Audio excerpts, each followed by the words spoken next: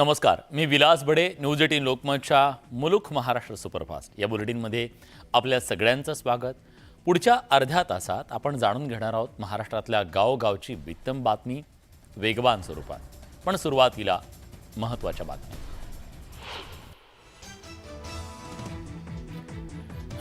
मलिकांची भूमिका ऐकल्यानंतर माझी भूमिका मांडेन तर कोणी कुठे बसावं, अध्यक्षांचा अधिकार. नवाब मलिकांच्या मुद्द्यावरून अजित पवार बॅकफूटवर. मलिकांना महायुतीत विरोध करणारं पत्र लिहिल्यानंतर विधान भवनात मलिक फडणवीस समोरासमोर. फडणवीसांनी बोलणं टाळत जोडले फक्त हात. नवाब मलिकांच्या जामिनाविरोधात तपास यंत्रणा कोर्टात दाद मागण्याची शक्यता. वैद्यकीय जामिनाचा गैरवापर होत असल्याचा आरोप. नवाब मलिक सत्तेत असणं अयोग्य. फडणवीसांच्या भूमिकेशी मुख्यमंत्री एकनाथ शिंदे सहमत. मलिकांना विरोध करताना प्रफुल्ल पटेलांबाबतची भूमिका स्पष्ट करा. अंबादास दानवेंचं फडणवीसांना पत्र. कांद्यावरच्या निर्यात बंदीवरून नाशिकसह राज्यभरातील कांदा उत्पादक रस्त्यावर तोडगा निघेपर्यंत लिलाव बंद ठेवण्याचा निर्णय. हिवाळी अधिवेशनाच्या दुसऱ्या दिवशी शेतकऱ्यांच्या मुद्द्यावरून विरोधक आक्रमक. सरकार आवाज दाबताय, विरोधकांचा आरोप. कांदा निर्यात बंदी इथेनॉलच्या मुद्द्यावर गरज पडल्यास दिल्लीत जाऊन तोडगा काढणार. उपमुख्यमंत्री अजित पवारांची ग्वाही.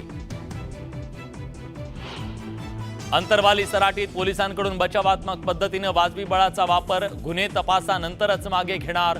फडणवीसांचं लेखी उत्तर. जरांगे आणि ओबीसी नेत्यांमध्ये पुन्हा एकदा आरोप प्रत्यारोपांच्या फैरी. प्रकाश शेंडगेंच्या टीकेला जरांगेंचं प्रत्युत्तर. नागपुरात महागाई बेरोजगारीच्या प्रश्नावर महाराष्ट्र प्रदेश युवक काँग्रेसचा मोर्चा. पटोलेंसह काँग्रेस कार्यकर्ते पोलिसांच्या ताब्यात. कॅश फॉर क्वेरी प्रकरणात महुआ मोइत्रा यांची खासदारकी रद्द. तृणमूल काँग्रेसला धक्का. पिंपरी चिंचवडच्या तळवडेत फटाका गोदामाला आग. होरपळून 6 जणांचा मृत्यू.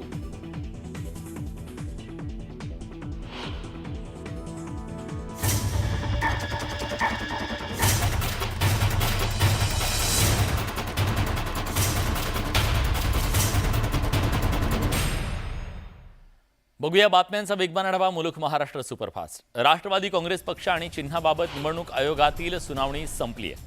आयोगानं निकाल राखून ठेवला असून याबद्दल येत्या 2 ते 3 आठवड्यात निकाल येण्याची शक्यता आहे. नागपुरात युवक काँग्रेस आक्रमक झाली आहे. नागपुरात महागाई बेरोजगारीसह विविध मुद्द्यांवरून मोर्चा काढण्यात आला. यावेळी पोलीस आणि आंदोलकांमध्ये बाचाबाची झाली. अखेर पोलिसांनी काही आंदोलकांना ताब्यात घेतलं. स्त्री भ्रूण हत्या रोखण्याकरता सुरू केलेलं आमची मुलगी वेब पोर्टल बंद करण्यात आलेलं आहे. 2019 पासून ते बंद असल्याची कबुली आरोग्यमंत्री तानाजी सावंतांनी दिली आहे. आमची मुलगी वेब पोर्टल बंद झाल्यानं UNFPA या संस्थेकडून मिळणारं अर्थसहाय्य देखील 2019 पासून थांबवण्यात आलंय. सांगलीतल्या सामान्य रुग्णालयामध्ये वैद्यकीय सुविधा उपलब्ध करून देण्याबाबतचा प्रश्न आमदार प्रवीण दरेकरांनी विधान परिषदेत उपस्थित केला. त्यावर उपसभापती नीलम गोरेंनी राज्यातल्या रुग्णालयातील परिस्थितीचा आढावा घेऊन अहवाल सादर करण्याचे निर्देश दिले. नांदेडच्या प्रकरणानंतर राज्यातील सर्व रुग्णालयाचा आम्ही आढावा घेतला. लवकरच त्याचा अहवाल देऊन औषधांचा तुटवडा राहणार नाही असं आश्वासन हसन मुश्रीफांनी दिले. करवीर निवासिनी अंबाबाई देवी मंदिर तीर्थक्षेत्र विकास आराखड्यासाठी पुरवणी मागण्यांमध्ये 40 कोटी रुपये मंजूर करण्यात आलेत. पालकमंत्री हसन मुश्रीफ यांनी ही माहिती दिली आहे. पालकमंत्री म्हणून हा माझ्या जीवनातला सर्वोच्च आनंद आणि समाधानाची बाब असल्याचं मुश्रीफ म्हणाले. जुगार खेळण्यासाठी आवाहन करणाऱ्या जाहिरातींवर बंदी आणण्याबाबत गृहमंत्री देवेंद्र फडणवीसांनी लेखी प्रश्नाला उत्तर दिले. ऑनलाईन गेमवर बंदी आणण्यासाठी आणि त्याचा प्रसार करणाऱ्या व्यक्तींवर कारवाई करण्याबाबत गृह विभागानं उपाययोजना केल्यात. महाराष्ट्र जुगार प्रतिबंधक कायद्यानुसार कारवाई करण्यात येणार आहे. विधानसभेत उपमुख्यमंत्री देवेंद्र फडणवीस आणि अजित पवार यांनी मांडलेलं GST सुधारणा विधेयक मंजूर झालंय. त्यामुळे ऑनलाईन गेमिंग आणि घोड्यांच्या शर्यतींसह इतर कलमांमध्ये सुधारणा करण्यात आली आहे. त्यामुळे कर चोरीला आळा बसेल असं सरकारकडून सांगण्यात आलं. ठाण्यातल्या मुख्यमंत्री एकनाथ शिंदेंच्या निवासस्थानाच्या जवळ सिग्नल शाळा सुरू असून या शाळांना राज्य सरकार प्रोत्साहन देणार आहे. जिल्हा नियोजन समितीच्या मार्फत निधी उपलब्ध करून देण्याचे निर्देश मंत्री उदय सामंत यांनी दिले। नागपुरात पगार दरवाढीच्या मुद्द्यावरून आशा सेविका आक्रमक झाल्यात। विधान भवनावर मोर्चा काढत जोरदार घोषणाबाजी करण्यात आली आहे। सरकारने दिलेलं आश्वासन पाळलं नाही असा आरोप आंदोलकांनी केला। अमरावतीतून प्रकल्पग्रस्त शेतकरी संघटनेकडून नागपुरातल्या विधान भवनावर लॉंग मार्च काढण्यात आला। प्रकल्पग्रस्तांना नोकऱ्यांमध्ये 15% आरक्षण देण्यासह विविध मागण्या केल्या जात आहेत। विरोधकांनी अधिवेशनात कापसाच्या मुद्द्यावरून पायऱ्यांवर आंदोलन केलं। कापसाला योग्य भाव द्यावा आणि ज्या शेतकऱ्यांच्या कापसाचं अवकाळी पावसानं नुकसान केलंय त्यांना तातडीनं भरपाई देण्याची मागणी करण्यात आली। नागपूर विधान भवनाच्या गेटवर मराठा आरक्षणाच्या विरोधकांना जाब विचारणारे होर्डिंग्ज लावण्यात आले। विरोधकांनो गेली 60 वर्ष मराठा तरुणांच्या पिढ्या बर्बाद करून आता कळवळा दाखवू नका असा टोला बॅनरच्या माध्यमातून लगावण्यात आला। विधान भवनाच्या मुख्य गेटवर चारही बाजूने हे बॅनर लावण्यात आले। शालेय शिक्षणात छत्रपती शिवाजी महाराजांवर आधारित अभ्यासक्रम समाविष्ट करावा अशी मागणी भाजप आमदार सुरेश धस यांनी केली। सध्या शिकवला जात असलेला महाराजांचा इतिहास हा जुजबी आहे असंही सुरेश धस म्हणाले। नागपुरात विधान भवनाच्या समोर जयंत पाटील आणि नवाब मलिकांची भेट झाली। यावेळी दोन्ही नेत्यांनी एकमेकांची विचारपूस केली। मात्र दोघांच्या भेटीनंतर राजकीय वर्तुळात चर्चांना उधाण आलं। नवाब मलिकांचा जामीन रद्द करण्यासाठी तपास यंत्रणा कोर्टात दाद मागण्याची शक्यता आहे। अत्यंत नाजूक प्रकृती असल्यानं केवळ वैद्यकीय उपचारांसाठी जामीन देण्यात आला होता, मात्र त्याचा गैरवापर होत असल्याचा आरोप त्यांनी केला। नवाब मलिक प्रकरणावर मुख्यमंत्री एकनाथ शिंदे आणि उपमुख्यमंत्री देवेंद्र फडणवीस यांची एकच भूमिका असल्याचं आता समोर आलंय। मुख्यमंत्री एकनाथ शिंदे आणि उपमुख्यमंत्री देवेंद्र फडणवीस यांच्यात नवाब मलिक यांच्या संदर्भात चर्चा झाल्याचं कळतंय। वरिष्ठ सूत्रांनी या संदर्भातली माहिती दिली आहे आणि या चर्चेत उपमुख्यमंत्री अजित पवार यांना पत्र लिहावं असं ठरल्याचंही कळतंय। उपमुख्यमंत्री देवेंद्र फडणवीसांनी अजित पवार यांना पत्र लिहित भूमिका मांडल्यानंतर अजित पवारांनी पहिल्यांदाच प्रतिक्रिया दिली आहे। मलिकांची भूमिका पहिल्यांदा ऐकेन, त्यानंतर मी माझी भूमिका मांडेन असं अजित पवारांनी स्पष्ट केलं। दरम्यान कुणी कुठे बसावं हा अध्यक्षांचा अधिकार आहे असंही ठामपणे अजित पवार यांनी सांगितलं। महायुतीत मिठाचा खडा पडण्याची गरज नाही असं वक्तव्य सहकार मंत्री दिलीप वळसे पाटलांनी केलंय। देवेंद्र फडणवीसांनी पत्र पाठवणं बरोबर आहे, मात्र ते पत्र जाहीर करायला नको होतं असं वळसे पाटील म्हणाले। नवाब मलिकांबाबत अजित पवार निर्णय घेतील असंही वळसे पाटलांनी म्हटलंय। नवाब मलिक प्रकरणी भाजपची भूमिका स्पष्ट आहे, त्यामुळे संजय राऊतांचं वक्तव्य गांभीर्याने घ्यायची गरज नाही असं भाजपचे नेते प्रवीण दरेकर यांनी म्हटलंय। उद्धव ठाकरेंनी मलिकांचं समर्थन केलं होतं असा टोला देखील दरेकर यांनी लगावला। विधान परिषदेचे विरोधी पक्षनेते देवेंद्र फडणवीस यांना पत्र लिहिलं। या पत्रात त्यांनी नवाब मलिक यांच्याबाबत भाजपच्या भूमिकेसोबत प्रफुल्ल पटेल यांच्यावरून सुद्धा प्रश्न उपस्थित केला। प्रफुल्ल पटेल यांची ही संपत्ती ईडीने जप्त केली, त्यावरून भाजपची भूमिका काय असा सवाल दानवेंनी उपस्थित केला। नवाब मलिकांवर राजकीय हेतुपोटी खोटे आरोप झाल्याचं मत रोहित पवारांनी व्यक्त केलं। मलिक यांनी तटस्थ भूमिका घेणं हा सर्वस्वी त्यांचा अधिकार असल्याचंही ते म्हणाले। भांडूपमधील सोंगाड्या इतरांना सोंगाड्या बोलतो हे हास्यास्पद असल्याची टीका नितेश राणेंनी संजय राऊतांवर केली। कोरोना काळात घोटाळा करणाऱ्यांनी आरोग्य खात्यातील भ्रष्टाचारावर बोलू नये असा टोलाही त्यांनी लगावला।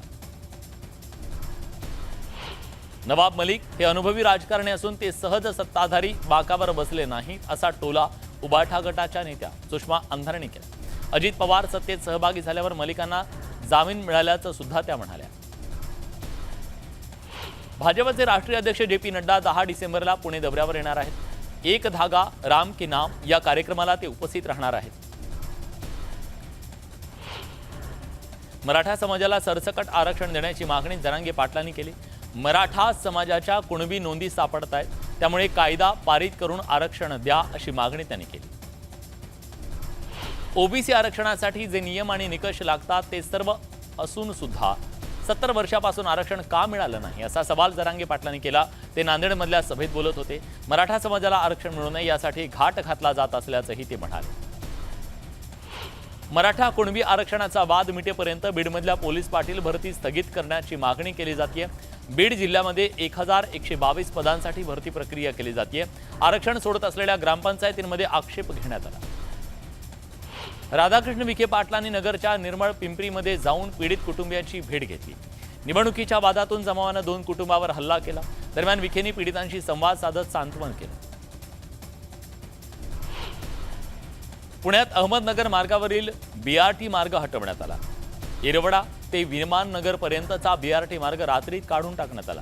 वाहतूक कोंडी सोडवण्यासाठी प्रशासनाने ही कारवाई केल्याचं कळतंय।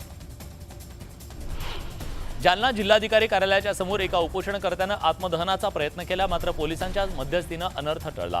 बदनापुरातल्या रोजगार हमी योजनेमध्ये भ्रष्टाचार झाल्याचा आरोप या आंदोलकांनी केला आणि चौकशीची मागणी केली। चांदवड बाजारपेठेत उद्यापासून एक आठवडा कांदा लिलाव बंद ठेवण्यात आले। कांदा व्यापाऱ्यांच्या बैठकीमध्ये हा निर्णय घेण्यात आला। केंद्रानं कांदा निर्यात बंद केल्यानं व्यापाऱ्यांकडून संताप व्यक्त करण्यात येतोय। कांदा प्रश्नावरून नाशिकमध्ये शेतकरी आक्रमक झालेत। कांदा निर्यात बंदी केल्याच्या निर्णयाविरोधात मुंबई आग्रा महामार्ग त्यासोबत येवला मार्गावर रास्ता रोको करण्यात आला। कांद्याचे भाव कोसळल्यानं संगमनेरमध्ये शेतकरी आक्रमक झाले। बाजार समितीच्या समोर संतप्त शेतकऱ्यांनी रास्ता रोको केला। त्यासोबत नाशिक पुणे महामार्गावर शेतकऱ्यांनी ठिय्या आंदोलन केलं। सोलापुरात सुद्धा कांदा लिलाव बंद पडल्यानं शेतकरी आक्रमक झाले। शेतकऱ्यांनी सोलापूर हैदराबाद महामार्गावर रास्ता रोको केला। पोलिसांच्या मध्यस्थीनंतर आंदोलन मागे घेण्यात आलं, तर उद्यापासून कांदा लिलाव पुन्हा सुरू होणार असल्याचं सांगण्यात आलं। बीडमध्ये किसान सभेनं जय महेश शुगर कारखान्याचं गेट बंद करून आंदोलन करण्यात आलं। थकीत FRP सह उसाला 4,000चा दर देण्याची मागणी आंदोलकांनी केली। इंदापुरात दूध आंदोलन पेटलं। आंदोलनाच्या दरम्यान काही अज्ञातांनी सोनाई डेअरीच्या दुधाचे 2 टँकर फोडले। या प्रकरणी अज्ञातांविरोधात गुन्हा दाखल केला असून अधिक तपास सुरू आहे। सोलापुरातल्या रेडा गावातल्या दूध उत्पादक आक्रमक झाले। दूध दरवाढीची मागणी करत शेतकऱ्यांनी रास्ता रोको आंदोलन केलं। गाईच्या दुधाला 34 रुपये दर देण्याची मागणी करण्यात आली। वाशिममध्ये अवकाळी पावसामुळे रवी पिकांना मोठा फटका बसला। यात उरली सुरली पिकं, माकडं, त्यात वानर, नीलगाय आणि वन्य प्राणी फस्त करत असल्यानं शेतकरी संकटात सापडला। दरम्यान तातडीनं नुकसान भरपाई देण्याची मागणी शेतकऱ्यांकडून केली जाते। पालघर जिल्ह्यातल्या शेतकऱ्यांकडून दुबार पेरणीसाठी पाणी सोडण्याची मागणी केली जाते। बंधाऱ्याची दुरवस्था झाली आहे। शेतीसाठी पाण्याचा प्रश्न निर्माण झाला। त्यासोबत ओलिताखाली क्षेत्र कमी होत असल्यानं कृषी क्षेत्र कमी होत आहे आणि त्यामुळे विक्रमगड, डहाणू आणि पालघर या तालुक्यातल्या आदिवासी शेतकरी संकटात सापडले। जायकवाडी धरण परिसरात होत असलेल्या सौर ऊर्जा प्रकल्पाविरोधात मच्छीमार आक्रमक झालेत। गंगाखेड तालुक्यातल्या ग्रामस्थांनी प्रकल्पाला विरोध केला असून मच्छीमारांनी आंदोलनाला पाठिंबा दर्शवलाय। या प्रकल्पामुळे उपासमारीची वेळ येईल असं मत मच्छीमारांचं आहे। धाराशिवमध्ये पोलिसांनी चोरीच्या प्रकल्पामध्ये अडकल्यानं एकानं आत्महत्या केली। त्यानंतर पारधी समाज बांधवांनी उपविभागीय कार्यालयाच्या समोर मृतदेह ठेवत आंदोलन केलं। दोषींवर कारवाई करण्याच्या आश्वासनाच्या नंतर आंदोलन मागे घेण्यात आलं। नागपुरात गौर सेनेनं विधानभवनावर मोर्चा काढला। विमुक्त जाती अ गटातील आरक्षणामध्ये होणारी अवैध घुसखोरी थांबवा अशी मागणी आंदोलकांनी केली। पुण्यात रस्त्यावरच्या खड्ड्यांच्या मुद्द्यावरून मनसेनं गांधीगिरी करत आंदोलन केलं। नवी पेठ परिसरात खड्ड्याला हार घालत वृक्षारोपण करून आंदोलन करण्यात आलं। तत्काळ दुरुस्ती न केल्यास तीव्र आंदोलनाचा इशारा मनसेनं दिला। परभणीमध्ये कर्नाटकचे मंत्री प्रियांक खरगेंच्या प्रतिमेला जोडे मारत भाजपकडून निदर्शनं करण्यात आली। यावेळी आंदोलकांनी खरगेंविरोधात जोरदार घोषणाबाजी केली। धुळ्यामध्ये प्रियांक खरगेंविरोधात भाजपकडून निदर्शनं करण्यात आली। प्रतिकात्मक पुतळ्याला जोडे मारत आंदोलकांनी निषेध नोंदवला। सावरकरांबाबत आक्षेपार्ह विधान केल्याचा आरोप करत गोंदियामध्ये भाजपनं प्रियांक खरगेंविरोधात आंदोलन केलं। यावेळी प्रतिकात्मक पुतळ्याचं दहन करत जोरदार घोषणाबाजी करण्यात आली। छत्रपती संभाजीनगरमध्ये प्रियांक खरगेंविरोधात भाजप कार्यकर्त्यांनी निदर्शनं केली।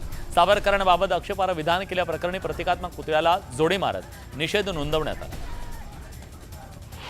प्रियांक खरगे यांनी स्वातंत्र्यवीर सावरकरांबद्दल आक्षेपार्ह वक्तव्य केल्यानं भाजप आक्रमक झाली आहे। अमरावतीच्या राजकमल चौकात प्रियांक खरगेंचा प्रतिकात्मक पुतळा जाळण्यात आला। कर्नाटकचे मंत्री प्रियांक खरगे यांनी स्वातंत्र्यवीर सावरकर यांच्याबद्दल केलेल्या वक्तव्याचे पडसाद नाशिकमध्ये उमटले। मनमाड, मालेगावसह नाशिक जिल्ह्यातल्या ग्रामीण भागात भाजपनं जोडे मारो आंदोलन केलं, तर वीर सावरकर यांच्या प्रतिमेला दुग्धाभिषेक करण्यात आला। जळगावच्या भुसावळ शहरात प्रियांक खरगेंविरोधात भाजप युवा मोर्चा आक्रमक झाला। प्रियांक खरगे यांच्या प्रतिकात्मक पुतळ्याचं दहन करून त्यांच्या विरोधात जोरदार घोषणाबाजी करण्यात आली। प्रियांक खरगेंविरोधात कोल्हापुरात भाजप आक्रमक झाली आहे। कोल्हापूरमध्ये बिंदू चौकामध्ये भाजप कार्यकर्त्यांनी हातात काळे झेंडे घेऊन खरगेंविरोधात जोरदार घोषणाबाजी केली। अमरावतीत पपईची वाहतूक करणाऱ्या ट्रकचा अपघात झाला। बोडखा गावाजवळ हा अपघात झाला। सुदैवानं यात कोणतीही जीवितहानी झाली नाही, मात्र ट्रकचं मोठं नुकसान झालं। भुसावळ शहरातल्या लेडीज कॉस्मेटिक शोरूममध्ये चोरी झाली आहे। चोरट्यांनी 60,000च्या रोख रकमेसह महागड्या वस्तू लंपास केल्या। त्यासोबत चोरट्यांनी सीसीटीव्ही आणि डीव्हीआर नष्ट करण्याचा प्रयत्न केला। पोलिसांकडून या प्रकरणाचा तपास सुरू आहे। व्यापाऱ्यांमध्ये काहीसं चिंतेचं वातावरण। परभणीतल्या पूर्णा शहरात तरुणाची निर्घृण हत्या करण्यात आली आहे। गुरुबुद्धी स्वामी महाविद्यालय परिसरात ही घटना घडली। दरम्यान हत्येचं कारण मात्र अजून अस्पष्ट असून पोलिसांकडून अधिक तपास सुरू आहे। नाशिक ड्रग्ज प्रकरणात पोलिसांनी आरोपी भूषण पानपाटील आणि अभिषेक बलकवडे यांना शिंदेपळसे इथं नेत चौकशी केली। शिंदेपळसे परिसरातील ड्रग्जच्या कारखान्यावर पोलिसांनी कारवाई काही दिवसांपूर्वी केली होती। पिंपरी चिंचवडच्या तळवडे MIDC मध्ये भीषण आग लागली। फटाक्यांच्या कंपनीत आग लागली असून यात 6 जणांचा होरपळून मृत्यू झाला। पंढरपूर तालुक्यात कासे गावातल्या यल्लम्मा देवीच्या मंदिरात चोरी झाली आहे। चोरट्यांनी देवीचा मुकुट, प्रभावळासह एकूण 10 लाखांचा मुद्देमाल लंपास केला। या प्रकरणी पोलिसांकडून अधिक तपास सुरू आहे। आळंदीत संजीवन समाधी सोहळा पार पडतोय। आळंदीमध्ये दर्शन घेऊन वारकरी देहूकडे जात आहेत, त्यामुळे तुकोबांची देहू नगरीमध्ये वारकऱ्यांनी आज फुललेली दिसली। राज्यपाल रमेश बैस भंडारा दौऱ्यावर आहेत। भंडाऱ्यातल्या पिंगलेश्वरी मंदिरामध्ये जाऊन राज्यपाल बैस यांनी दर्शन घेतलं। भंडारा जिल्ह्यात विकसित भारत योजनेचा प्रारंभ झाला। यावेळी राज्यपाल रमेश बैस यांनी मुख्य उपस्थिती त्यांची होती। केंद्र सरकारच्या योजनांबाबत यावेळी माहिती देण्यात आली। चंद्रपुरातल्या वरोऱ्यामध्ये कृषी प्रदर्शनाचं आयोजन करण्यात आलं। वैनगंगा व्हॅली कृषी प्रोड्युसर कंपनीकडून महोत्सवाचं आयोजन करण्यात आलं। केंद्रीय मंत्री नितीन गडकरी, माजी मंत्री हंसराज अहिर यांची कार्यक्रमात प्रमुख उपस्थिती होती। सिन्नर तालुक्यातल्या चिंचोली गावात असलेल्या जिल्हा परिषद शाळेला मायलान कंपनीकडून स्कूल बस देण्यात आली आहे। युवा नेते संजय सानप यांच्या पाठपुराव्यानंतर मायलानच्या CSR फंडातून स्कूल बस देण्यात आली। त्यामुळे गोरगरीब विद्यार्थ्यांची सोय झाल्यानं विद्यार्थी पालकांमध्ये समाधानाचं वातावरण आहे। संजय सानप आणि त्यांच्या सहकाऱ्यांचं कौतुक केलं जातं। केंद्र सरकारनं कांदा निर्यातीवर 31 मार्च 2024 पर्यंत बंदी घातली। सरकारच्या या निर्णयामुळे कांदा व्यापाऱ्यांसोबत शेतकऱ्यांमध्ये तीव्र नाराजी आहे। मनमाड, लासलगावसह बहुतांश बाजार समित्यांमध्ये कांद्याचे लिलाव सुरू झाले नाहीये। केंद्र सरकारनं ऊसापासून इथेनॉल निर्मितीवर बंदी घातल्यानं स्वाभिमानी शेतकरी संघटना आक्रमक झाली आहे। सरकारच्या निर्णयाची यावेळी होळी करण्यात आली। देशात साखर कमी पडून साखरेचे दर वाढतील या भीतीनं केंद्राने इथेनॉल निर्मितीवरची घातलेली ही बंदी तातडीने मागे घ्यावी अशी मागणी स्वाभिमानी शेतकरी संघटनेचे नेते राजू शेट्टींनी केली। केंद्र सरकारनं कांदा निर्यात बंदी केल्यामुळे शेतकरी आक्रमक झालेत। मालेगावच्या उमराणे इथं मुंबई आग्रा महामार्गावर संतप्त शेतकऱ्यांनी रास्ता रोको केला। केंद्र सरकारनं निर्यात बंदी लागू केल्यानं नाशिकमध्ये कांद्याचे भाव कोसळले। नाशिक जिल्ह्यातल्या कांदा बाजार शेतकऱ्यांनी बंद पाडले। सरकार विरोधात घोषणाबाजी करण्यात आली। सरकारनं हा निर्णय तात्काळ मागे घ्यावा अशी मागणी शेतकरी संघटनेकडून करण्यात आली। यंदा समाधानकारक पाऊस न झाल्यानं छत्रपती संभाजीनगर मधल्या कन्नड तालुक्यातल्या मका पिकाच्या लागवडीवर त्याचा मोठा परिणाम झाला। दीर्घकाळ विश्रांती घेतलेल्या पावसामुळे आतापर्यंत फक्त 2539 हेक्टर क्षेत्रावर रब्बी पिकांची लागवड झाली असून शेतकरी हवालदिल झाला। केंद्र सरकारने इथेनॉल निर्मिती बंदीचा निर्णय घेतल्यानं महाराष्ट्र राज्यातल्या सुमारे 150 इथेनॉल प्रकल्पांना याचा थेट फटका बसणार आहे। केंद्राच्या निर्णयामुळे साखर कारखान्यांबरोबरच ऊस उत्पादक शेतकऱ्यांना सुमारे 6500 कोटींचा फटका बसण्याची शक्यता, भीती पंढरपूरच्या विठ्ठल सहकारी साखर कारखान्याचे अध्यक्ष अभिजित पाटील यांनी व्यक्त केली। डिसेंबर महिना लागताच शहापूर तालुक्यात पाणी टंचाईच्या झळा जाणवू लागल्या। आगानवाडी इथं विहिरींनी तळ गाठला असून नागरिकांवर दूषित पाणी पिण्याची वेळ आली। पेण तालुक्यातल्या खारेपाट भागात पाणी टंचाईचा सामना करावा लागतोय। शासन आपल्या दरबारी अनेकदा तक्रारी दाखल करून सुद्धा उपाययोजना करत नाहीये, त्यामुळे नागरिक आक्रमक आहेत। नागरिकांनी आमरण उपोषण सुरू केलं असून तात्काळ पिण्याच्या पाण्याचा प्रश्न सोडवावा अशी मागणी केली जाते। बीड जिल्ह्यात ढगाळ वातावरण असून त्याचा हरभरा पिकावर परिणाम झाला। हरभऱ्याच्या पिकावर घाटे अळीचा प्रादुर्भाव झाला। रोजच्या फवारणीचा खर्च परवडत नसल्यानं शेतकरी हवालदिल।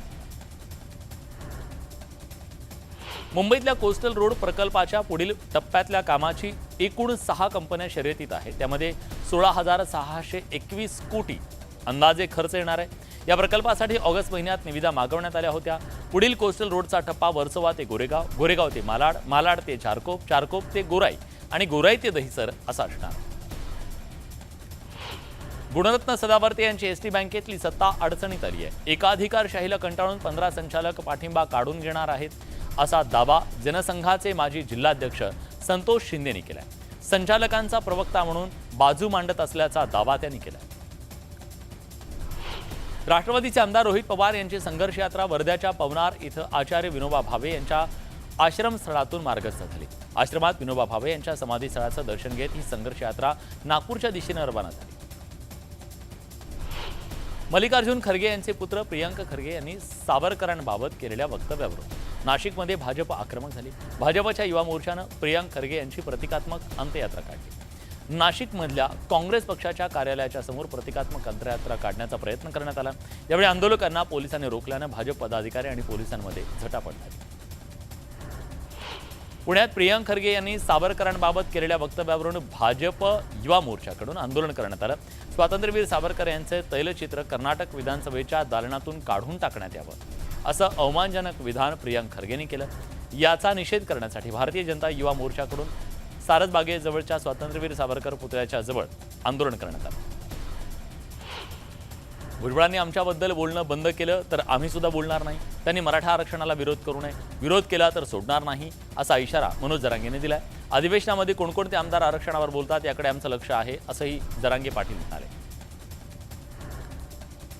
छत्रपती संभाजीनगरच्या पैठण तालुक्यातल्या मुरमा इथं ग्रामपंचायतीचे सदस्य सिंधुताई शिंदेंच्या पतीनं शासकीय जमिनीवर अतिक्रमण केलंय। या प्रकरणी जिल्हाधिकाऱ्यांनी कारवाई केली असून सिंधुबाई शिंदेंचं ग्रामपंचायत सदस्यत्व रद्द करण्यात आले। यवतमाळ जिल्ह्यात झालेल्या अवकाळी पावसामुळे फळबागा धारकांचं मोठं नुकसान झालंय। पावसात केळीच्या बागा उद्ध्वस्त झाल्यानं शेतकऱ्यांचं लाखो रुपयांचं नुकसान झालं। मात्र अजूनही महसूल आणि कृषी विभागाकडून पंचनामे न झाल्यानं शेतकरी संताप व्यक्त करत आहेत।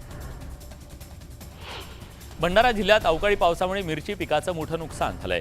शिरसोली इथल्या व्यापाऱ्यांनी शेतकऱ्यांकडून 20 लाखांच्या लाल मिरच्या खरेदी केल्या आणि वाळवण्यासाठी ठेवल्या। मात्र पावसात त्या मिरच्या भिजल्यानं व्यापाऱ्यांचं 5 ते 6 लाखांचं नुकसान झालं। लोकसभेत नोवा मोहित्रा यांच्याशी संबंधित असलेल्या कॅश फॉर क्वेरी या प्रकरणावरील नीतिमत्ता समितीचा अहवाल मांडला गेला। समितीच्या अहवालात मोहित्रा यांना बडतर्फ करण्यात यावं अशी शिफारस करण्यात आली। मोहित्रा यांनी लोकसभेत प्रश्न विचारण्यासाठी एका व्यावसायिकाकडून त्यांच्याकडून रोख रक्कम आणि महागड्या भेटवस्तू घेतल्याचा आरोप होता। तेलंगणाचे माजी मुख्यमंत्री के चंद्रशेखर राव यांच्या प्रकृतीत बिघाड झाला असून त्यांना मध्यरात्री हैदराबादच्या यशोदा रुग्णालयात दाखल करण्यात आलं। आरोग्य चाचण्यांच्या नंतर विशेष बुलेटिनच्या माध्यमातून केसीआर यांच्या प्रकृतीबाबत माहिती देण्यात येणार आहे। गुजरातमधील कच्छ भागात सकाळच्या सुमारास भूकंपाचे धक्के जाणवले। या भूकंपाची तीव्रता 3.9 रिश्टर स्केल इतकी मोजण्यात आली। दरम्यान भूकंपानंतर प्रशासनाकडून विविध परिसरामध्ये नुकसान झालंय याचा आढावा घेतला जातो। या सगळ्या बातम्यांसोबत बुलेटिनमध्ये आपण इथेच थांबतोय। ताज्या घडामोडींसाठी बघत रहा न्यूज 18 लोकमत।